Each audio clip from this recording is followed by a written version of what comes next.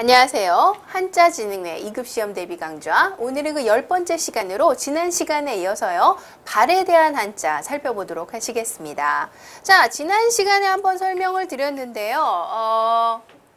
발을 나타내는 한자 한번 말씀드렸죠. 얘가 원래 멈추다란 뜻이 아니라 발을 나타내는 한자였는데 멈추다라는 뜻으로 바뀌자 한 획을 더해서 어떤 일부분을 더해서 다시 원뜻을 찾아준다. 한자에 이런 시스템이 있죠. 선생님이 한번 이런 시스템, 그러니까 이 선생님이 제가 설명드리는 시스템이 아마 그 어디에도 안 나올 거예요. 그래서 한번 제가 요거를 강의안을 만들고 싶은 생각도 사실 있습니다. 계획을 해서 좀 우리들이 좀 이해하기 쉬운 한자의 형태를 좀 살펴보자는 거죠. 그래서 발족은 여기에서 나온 한자입니다. 앞에서 본 쉬엄쉬엄 갈 착은 움직임을 나타내는 한자고 얘는 발 자체를 나타내는데 발 자체도 나타내지만 뭐 발로 움직임, 발로 하는 일을 나타내기 때문에 큰 차이는 없고요.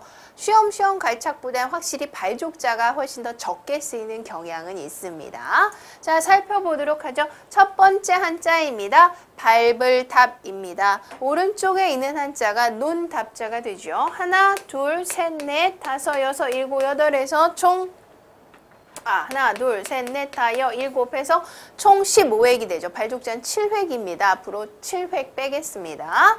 자, 이 한자 논답자입니다. 우리나라에서 쓰는 논답자는 얘예요. 이게 우리나라 논답자예요. 이거는 우리나라에서만 쓰는 한자예요. 정확하게 말씀드리면. 중국에선 이 한자를 안 써요. 중국에서 말하는 논은 얘예요. 가로 왈자를 대신합니다. 그래서 여기에서는 이게 이제 뭔가를 밟는다 또는 땅을 밟는다 라는 의미가 돼서 이게 쓰이는 한자입니다. 같은 뜻 한자 발달하는 한자 밟을리, 밟을천이 있죠. 자, 답사 할 때 쓰입니다. 답, 밟아서 사, 조사하는 것이죠. 그 나이문화유산 답사기 열풍인지 20년 지났네요. 20몇 년이 됐는데 실제로 선생님도 대학 다닐 때 굉장히 많이 그 책이 나오기 전에 선생님이 답사를 많이 다녔는데 실제로 가요. 물론 가기 전에 조사를 해요. 가서 이제 선생님들은 이제 가서 답사를 하면은 답사지에 가서 거기에 관련된 학자나 문인에 대한 논문 발표회를 열었어요. 대학생들이. 지금 생각해보면 참 정말 굉장했다라는 생각이 듭니다. 20살, 한두 살 먹은 애들이 논문 발표회를 해요. 다 앉혀놓고. 대단한 일을 했던 것 같은데. 하여튼 조사를 어마어마하게 해요. 한 달, 두 달 동안은 거의 그거를 합니다. 그래서 실제로 가면은 그 사람들이 왜 이런 글을 썼는지 훨씬 더 사실 다가옵니다. 다가와요. 그래서 그곳에 가서 이제 같이 조사하고 발표하면 훨씬 더 기억에 남는 것이 되죠. 그런 걸 답사라고 얘기를 합니다. 우리가 가서 보지 않으면 예를 들어 선생님이 앞에서 총석정할 때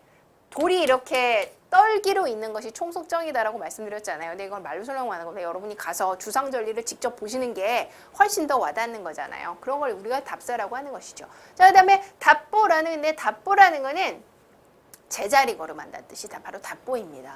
답보한다라는 표현을 쓰니까 제자리 걸음한다는 뜻이고요. 자, 사자성어 전인 미답입니다. 전인은 앞사람이고요. 미답 아직 밟지 않았다는 뜻으로 앞사람이 아직 밟지 않음, 즉 누군가 어떤 일을 아무도 안 했어. 그 일을 아무도 안 했어. 또는 그 지역은 아무도 가지 않았어. 예를 들어 뭐 이렇게 무슨 아마존이라든지 남미 어느 지역에 가면 아무도 못 간 지역이 있잖아요. 그죠? 그런 걸 우리가 전인 미답 지역이다라고 얘기를 하는 거죠. 또는 그 일은 아무도 하지 않았어. 그러면 그게 전입니다. 예를 들어 잡스가 저희 스마트폰을 개발한 거 있잖아요. 그런 것이 일종의 전인 미답이 될 수 있는 것이죠.